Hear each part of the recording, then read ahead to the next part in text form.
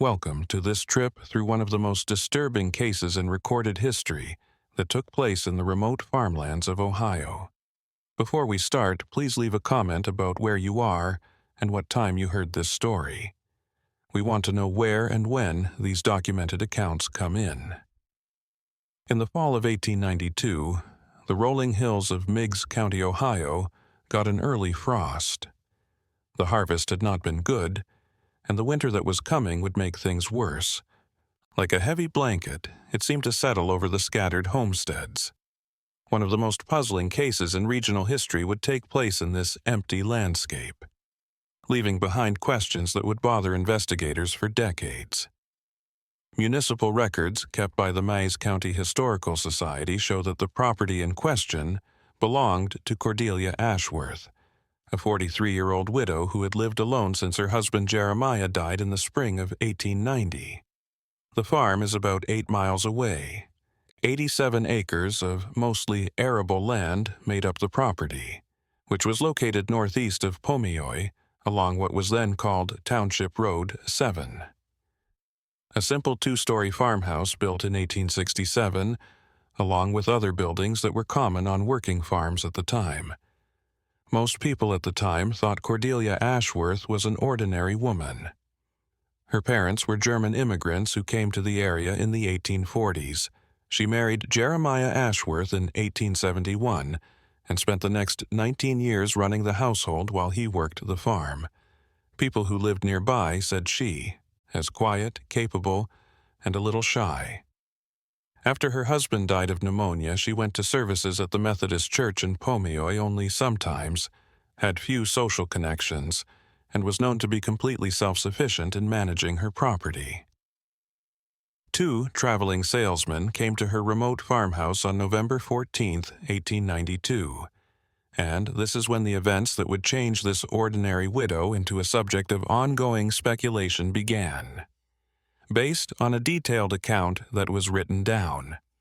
Sheriff Zebediah Morris's official report, which was filed 3 days later and kept in the county courthouse archives, named the men as Silas Fairchild, 34, and Matthias Crane, 29, both from Columbus.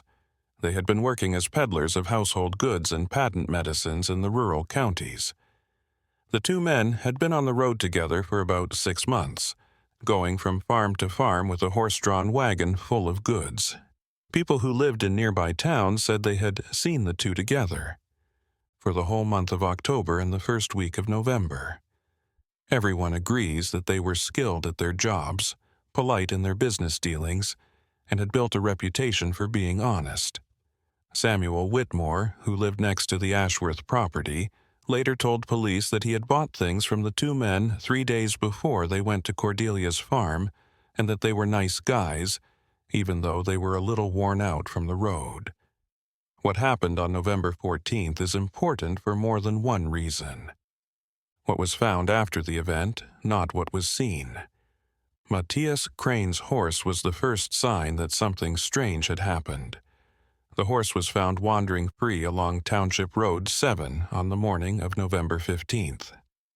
Ezra Whitmore, Samuel's oldest son, saw the animal while he was on his way to town to get supplies. It was still wearing its harness. The wagon, which was found a few hundred yards from the Ashworth property, looked like it had been left behind in a hurry. The things inside stayed the same, but things that both men owned were scattered in the brush around them.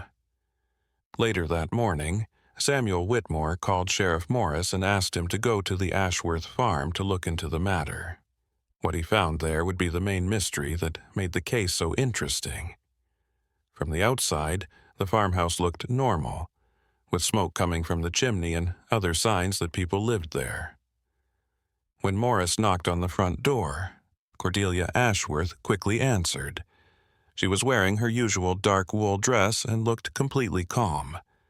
The sheriff's detailed report, which he wrote that same night, says that his first conversation with Mrs. Ashworth didn't reveal anything strange. She said that 2 salespeople had come to her house the day before, and that she had looked at what they were selling but hadn't bought anything. She said they left in the early evening, thanking her for her time, and then went on their way to the next farm. People said she was calm and open, which made them not suspect her. But Morris pointed out a number of things that didn't match up with what Mrs. Ashworth said. From the front door, you could see the kitchen, which showed signs of having been used to prepare food for more than one person.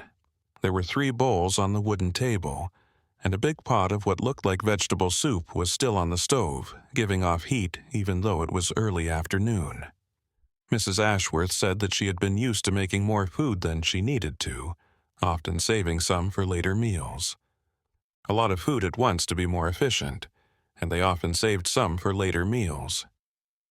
The sheriff also noticed that the floorboards near the kitchen table looked like they had just been scrubbed, which made the wood look much lighter than the rest of the room.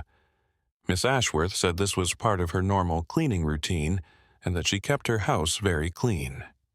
Her explanations made sense, and she didn't seem nervous or contradictory when she gave them, along with an invitation for the sheriff to search the property if he thought it was necessary. At first, Morris turned down the offer because he didn't see any reason for such an intrusion right away.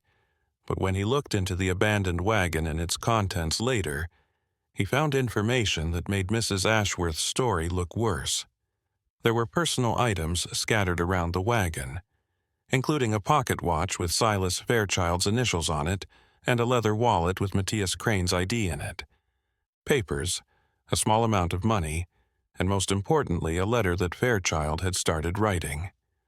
The letter, which was dated November 14th and was probably written during or shortly after the visit to the Ashworth farm, was addressed to a woman named Margaret Fairchild in Columbus.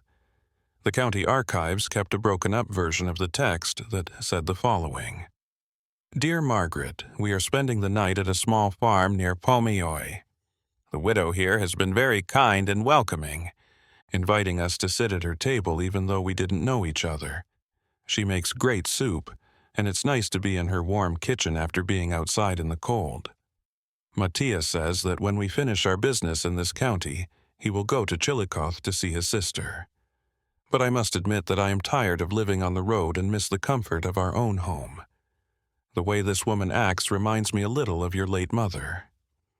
The letter ended suddenly, and when the paper was found, the ink was still wet, which made it seem like it had been left behind very recently.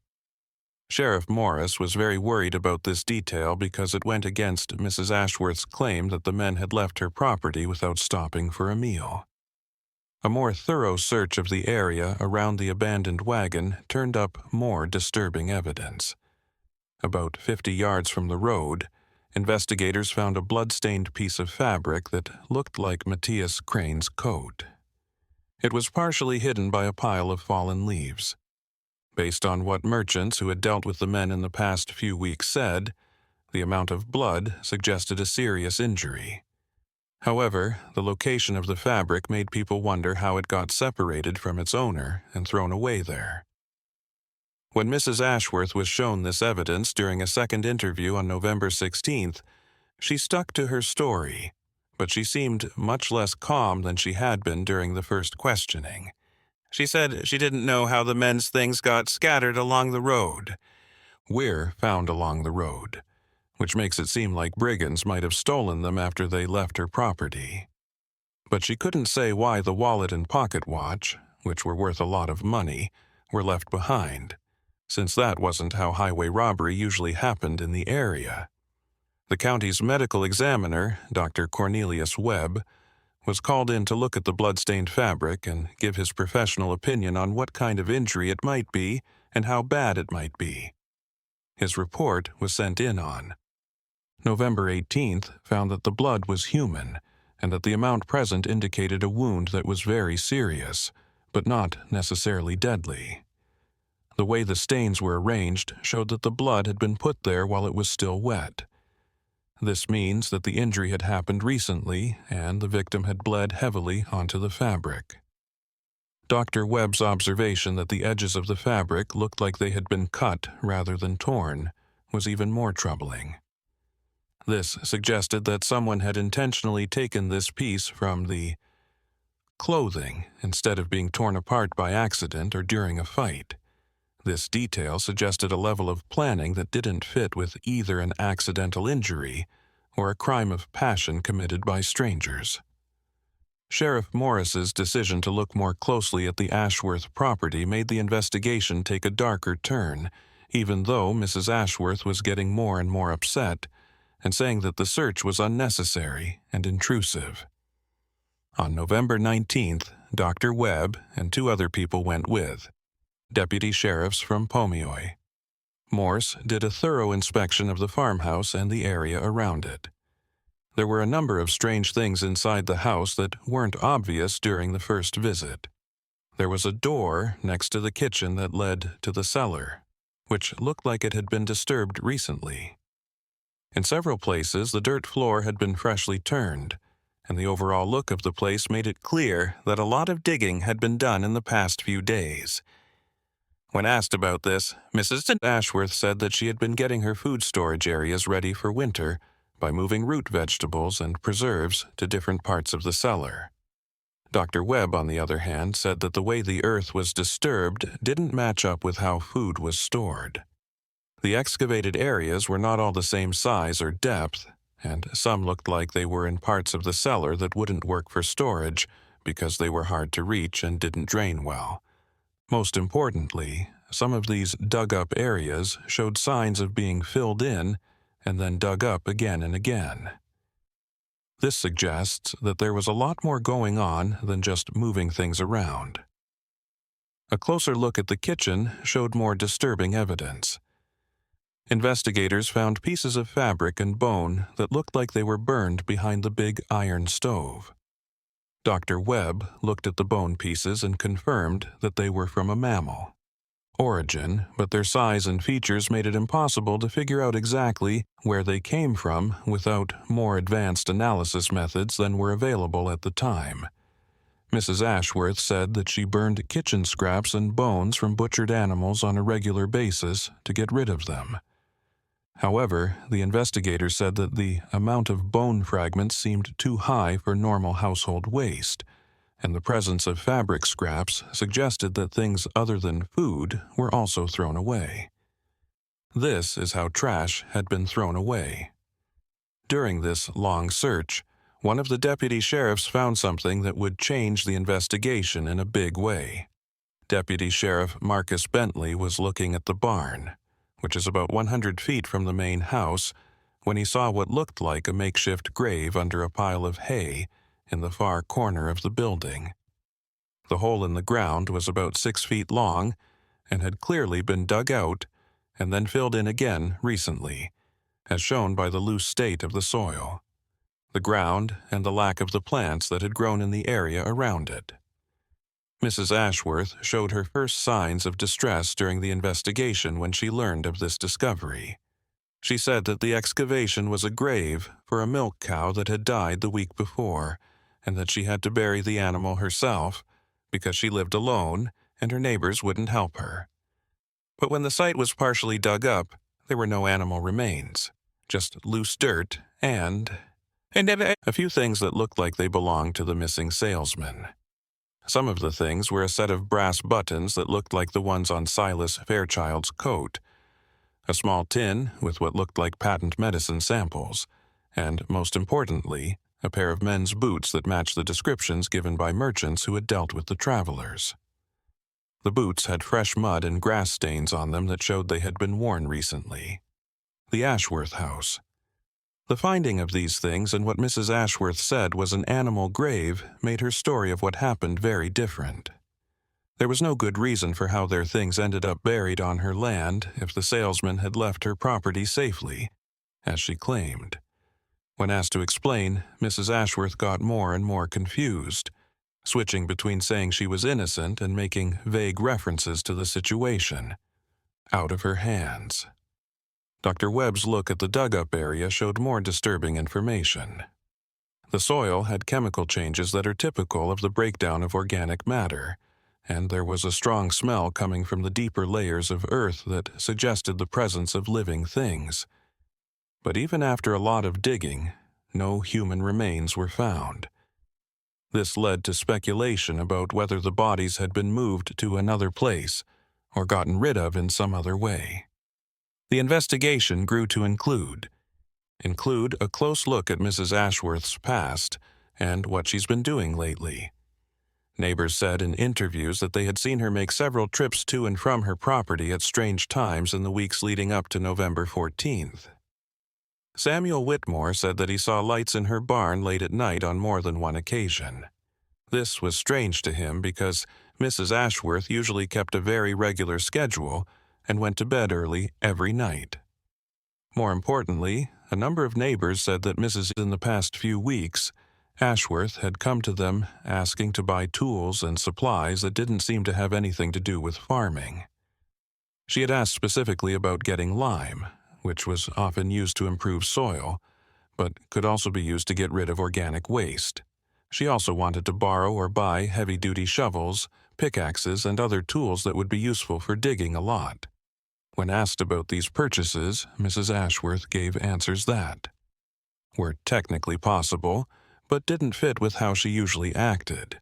She said she was going to make improvements to her property that would need a lot of digging, but she couldn't give any details about these projects or why they would be done so late in the farming season.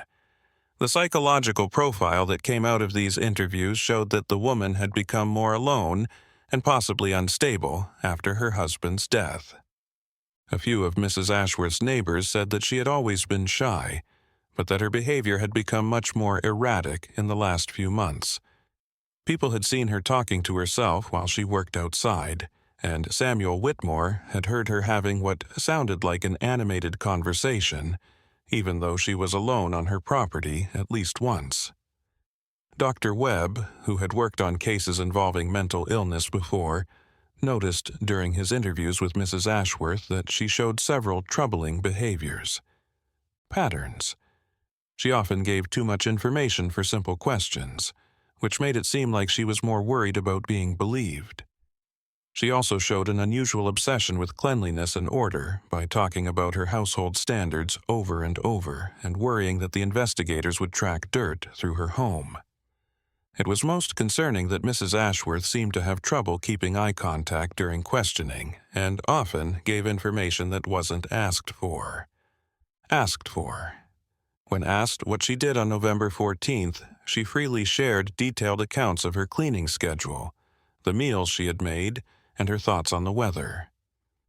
Even though none of these topics were directly related to the investigators' questions, the case took another disturbing turn when they found out that Silas Fairchild and Matthias Crane were not the first travelers to go missing near Mrs. Ashworth's property. A look at the county's records showed that at least 3 other people had gone missing while traveling through the area in the last 18 months. These cases had not been linked before because the victims were only passing through, and it was thought that they had just moved on to other places. The most important of these earlier disappearances was that of Reverend Josiah Blackthorne, a traveling preacher who went missing in April 1892 while he was making his way through the rural areas of Meigs County. Blackthorne was supposed to lead services at a few small churches in the area, but he didn't show up for his appointments. His horse and wagon were found abandoned along a road about 12 miles from the Ashworth property, but no sign of the man himself has ever been found. An investigation into Blackthorne's disappearance showed that he had been known to stay with people in the area while he was traveling, and had even said that he wanted to visit remote homes to help them. Settlers who couldn't go to church services on a regular basis. A number of witnesses said they saw him heading toward Mrs. Ashworth's property just before he went missing, but no one could say for sure that he actually got there. When asked about Blackthorne, Mrs. Ashworth said she couldn't remember any preacher coming to see her, but when they searched her house, they found a small leather-bound Bible with Blackthorne's name written on it, cover in front. Mrs. Ashworth said that she had bought the Bible from a traveling merchant months before and had not seen the inscription.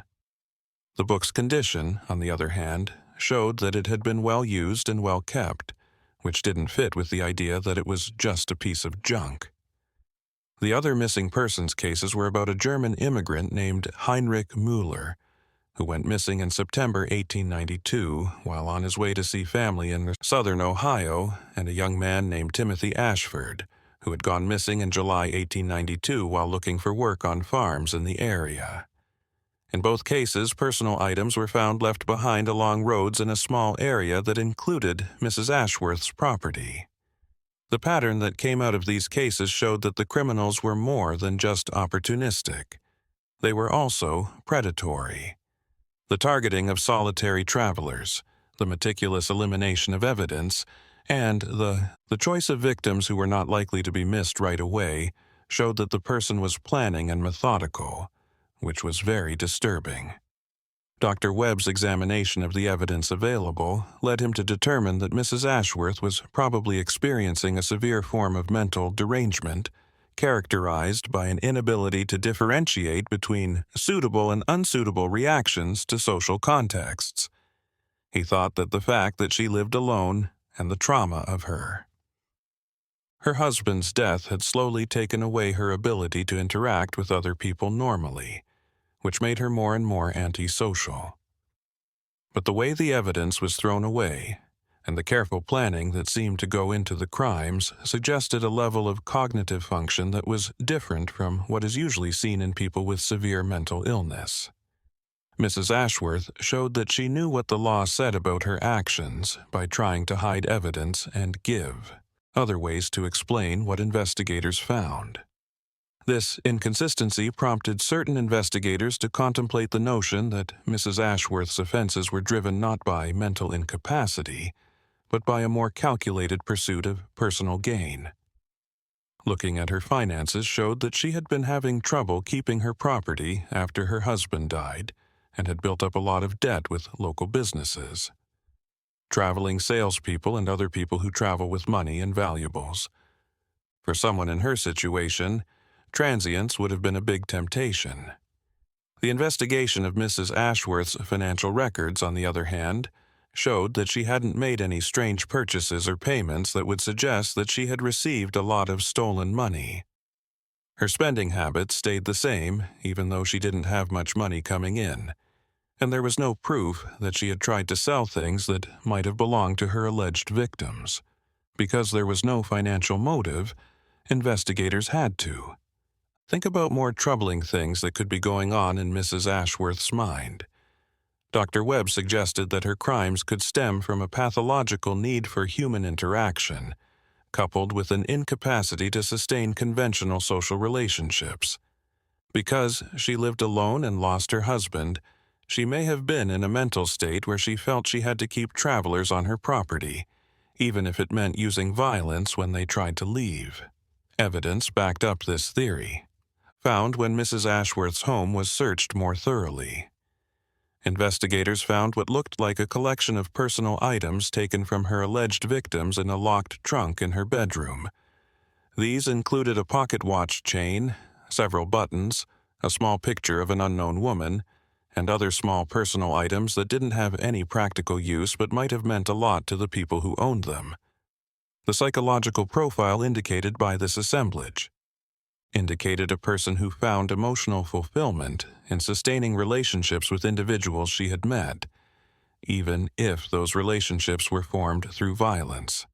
The way Mrs. Ashworth took care of these things showed that she didn't see them as trophies of crimes, but as important reminders of relationships, even if they were only brief. The investigation also showed that Mrs. Ashworth was putting more and more effort into keeping up the appearance of normal social life. Conversations. Investigators found that she regularly set and cleared the table for more than one person in her kitchen, even though she lived alone. Her pantry had too much food for one person, and it looked like she talked to imaginary friends every day.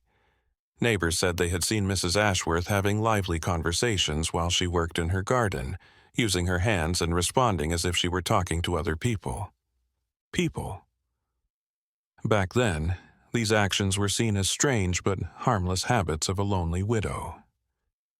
In the context of the investigation, they indicated a gradual detachment from reality that may have facilitated her justification of violence against actual visitors to her property.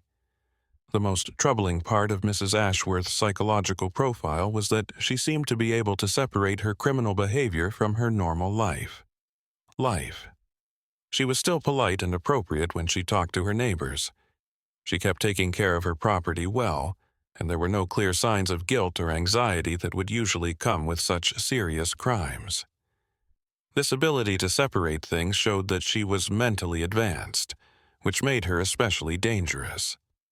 Mrs. Ashworth looked completely normal to people who didn't know her well, unlike people whose mental illness showed up in obvious ways that could warn potential victims. People who saw her would not have suspected anything, and the travelers who accepted her invitations for hospitality would not have either. As the investigation went on, it became more and more important to find out what had happened to the bodies of the missing men. The fact that there were no remains at the excavated sites on Mrs. Ashworth's property suggested that the bodies had either been moved to other places or gotten rid of in ways that left no evidence. The presence of ash and bone pieces in her stove raised the disturbing possibility that she had tried to destroy evidence by burning it, but it would have been very hard for her to get rid of all of the human remains this way with the tools she had. Dr. Webb looked at the bone fragments that were found behind the stove and found that they were too damaged to be sure of their identity, but their size and shape were consistent with being human. A chemical test of the ash residue found. There were traces of things that might have come from burned clothes or personal items, which supports the idea that Mrs. Ashworth tried to hide the evidence of her crimes. The search of the area around the house found several more places where the ground had been disturbed, which suggests that Mrs. Ashworth had tried different ways to hide evidence.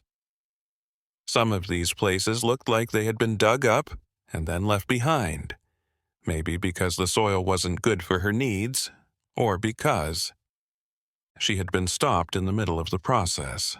The arrangement of these excavation sites showed that there was a level of planning and preparation that went against any idea that violence happened on its own.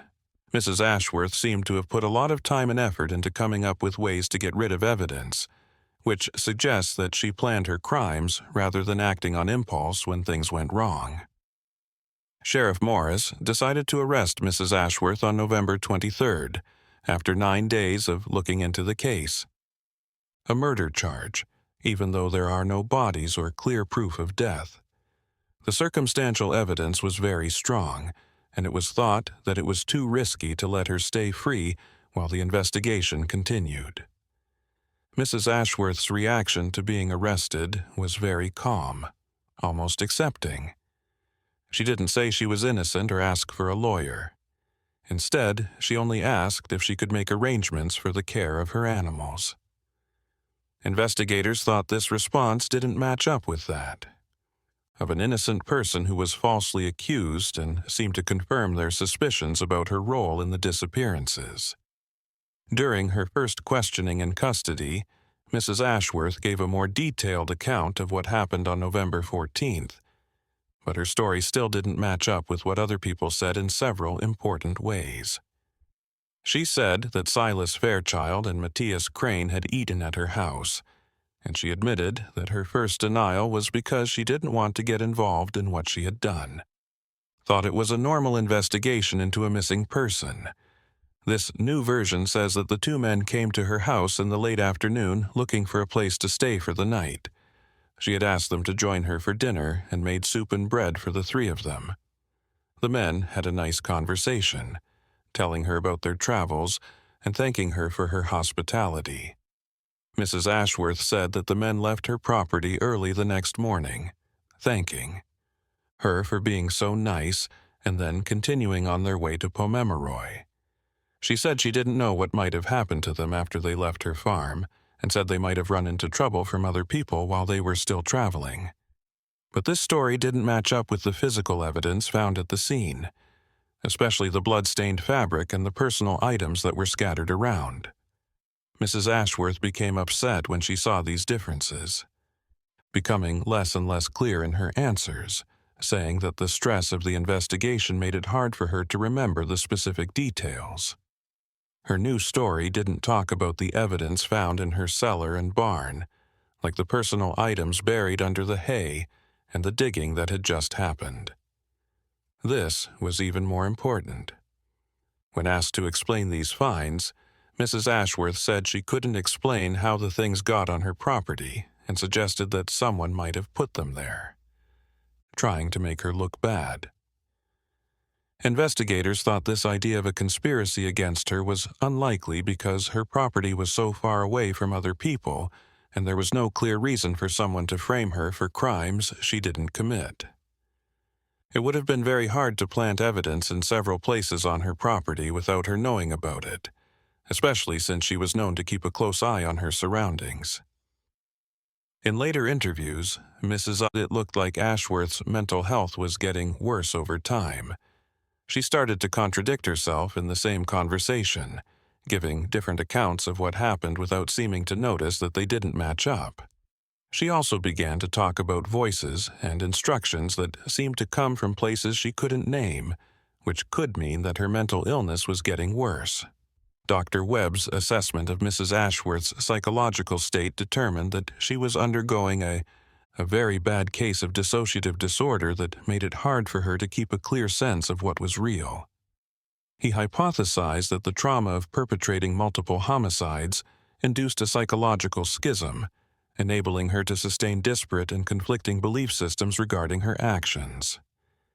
This psychological profile indicated that Mrs. Ashworth may have sincerely believed her own disavowals of involvement in the crimes, despite the compelling evidence to the contrary, the separation that had made it possible. Her ability to function normally while committing violent acts may have developed into a total disconnection from the reality of her criminal actions. But the legal system of 1892 wasn't very good at handling complicated mental health issues, and the prosecution was still mostly focused on the physical evidence and the pattern of disappearances linked to Mrs. Ashworth's property. The lack of bodies made the legal process more difficult, but the growing body of circumstantial evidence was considered, enough to back up first-degree murder charges. On February 14, 1893, the trial of Cordelia Ashworth began in the Meigs County Courthouse in Pomeroy. The case got a lot of coverage in regional newspapers, which called it one of the most shocking crimes in recent memory. The prosecution, led by District Attorney Harrison Webb, focused on how the evidence was thrown away in a systematic way and how the pattern of disappearances suggested murder that was planned ahead of time. The defense, Samuel Morrison, the court-appointed attorney, said that the lack of bodies made it impossible to prove that murders had actually happened. He also said that the missing men might have just left their things behind and left the area for reasons that had nothing to do with Mrs. Ashworth. Morrison also used Dr. Webb's psychological evaluation as proof that Mrs. Ashworth didn't have the mental ability to plan and carry out the complicated crimes she was accused of. The prosecution responded with testimony from several witnesses who set the timeline for the disappearances and the finding of evidence on Mrs. Ashworth's property. Sheriff Morris gave a lot of information about the excavation sites and the personal items that were found buried on the farm.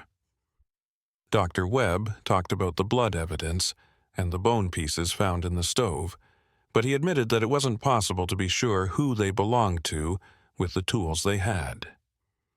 Samuel Whitmore gave the most damaging testimony when he talked about his. Mrs. Ashworth's strange nighttime activities in the weeks before the disappearances were noted. His story about seeing lights in her barn late at night, along with her request to buy excavation tools and lime, painted a picture of someone getting ready for something shady that they didn't know what it was.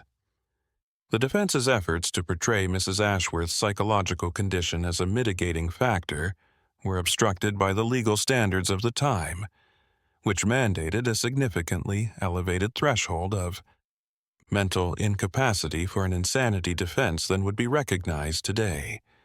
Jurors who didn't know much about complicated mental illnesses were skeptical of Dr. Webb's testimony about her dissociative disorder. Mrs. Ashworth took the stand in her own defense, insisting that she was innocent and giving a confused and contradictory account of what happened. Her testimony showed how much her mental health had gotten worse because she often lost track of her story and made statements that were clearly not in line with known facts. This behavior helped the defense's case that she was not mentally fit, but it also made her seem untrustworthy and possibly dishonest to the jury.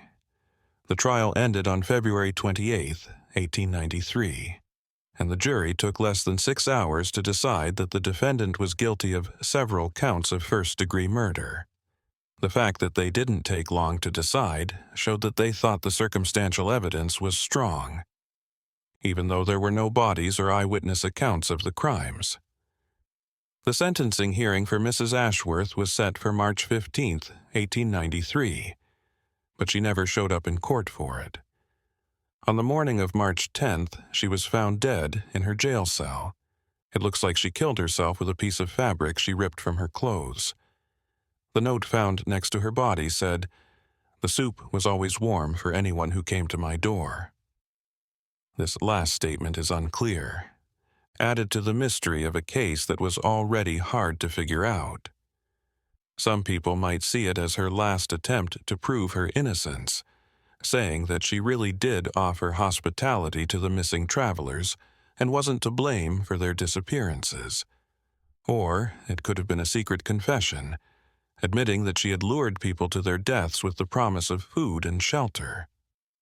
Dr. Webb's study of Mrs. Ashworth's mental state after her death showed that her suicide was in line with the progression of her mental illness.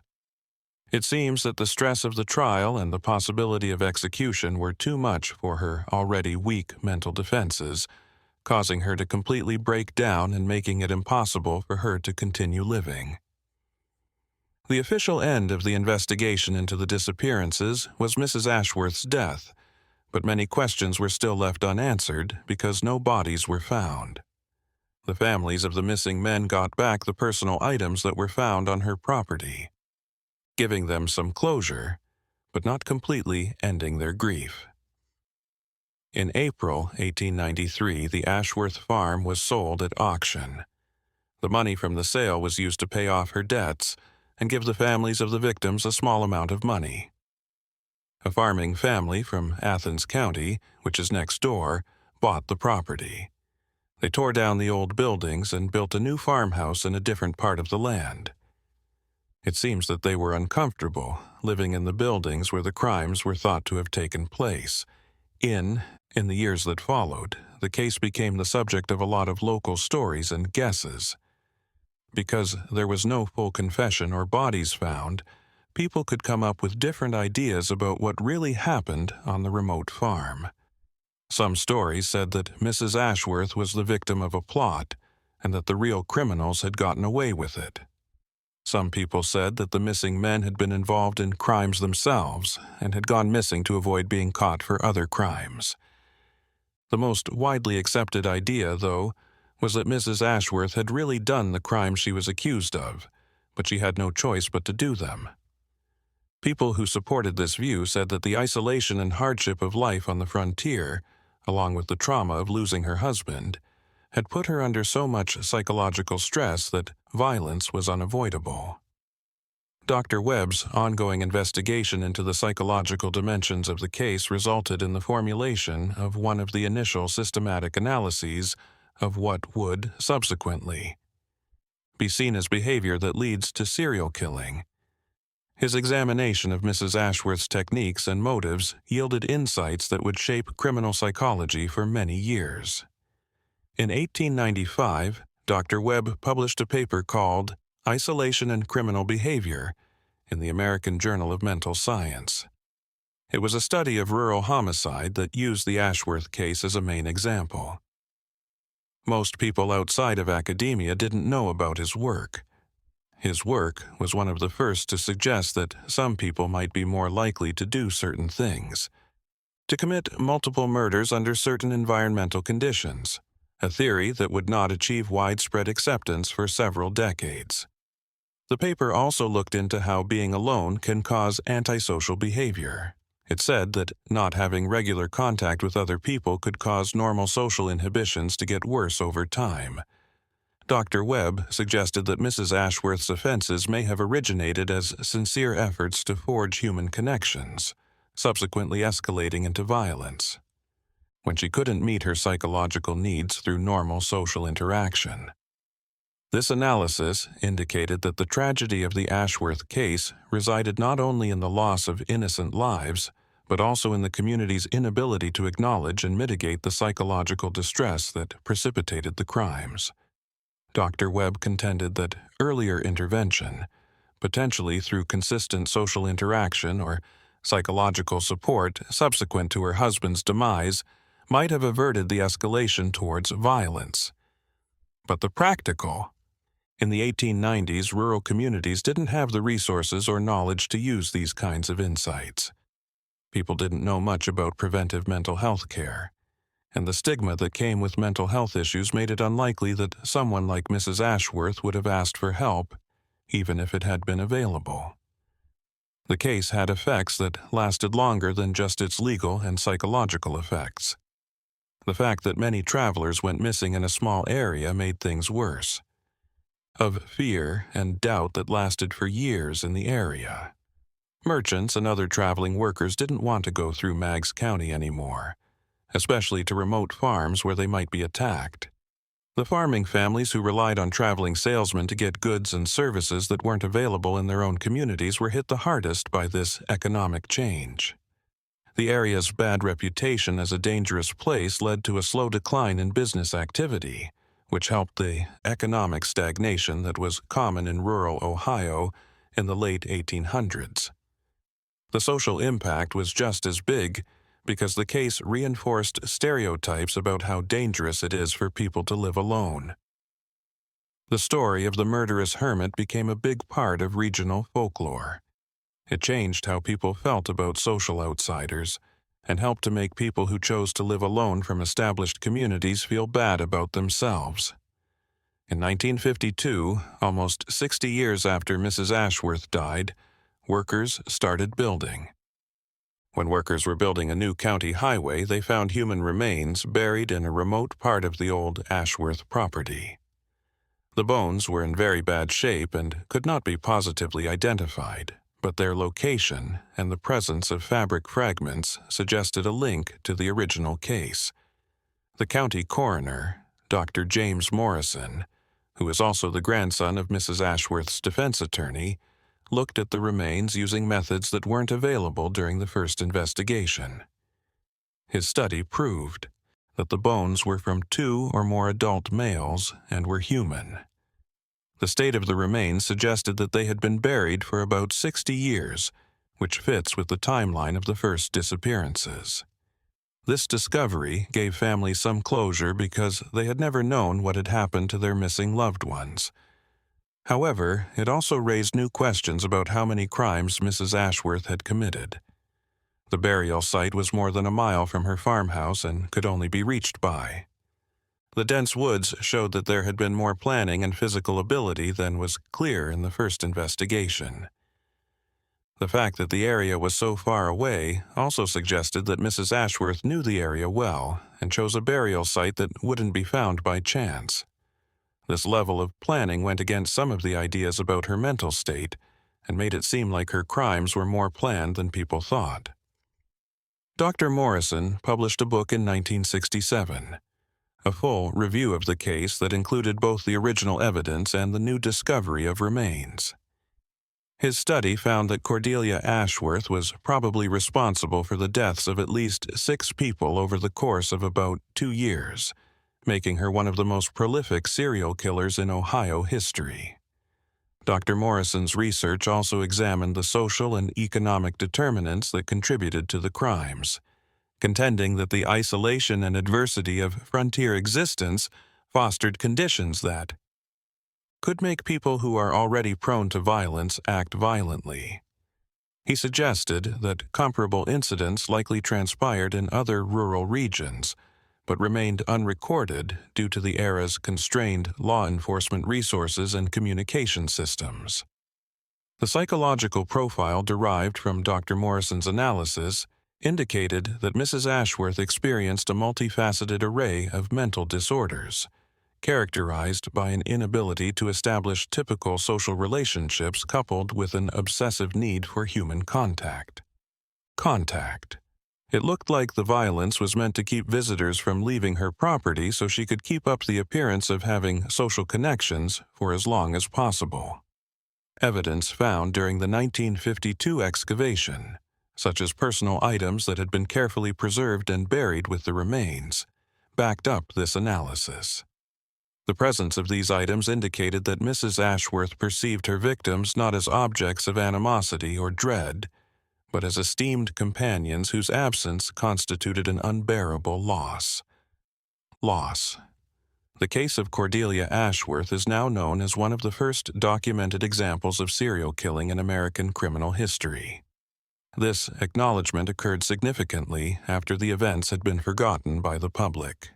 The psychological intricacies of her offenses and the societal elements that facilitated their commission yielded insights that shaped the evolution of contemporary criminal psychology and forensic investigative methodologies.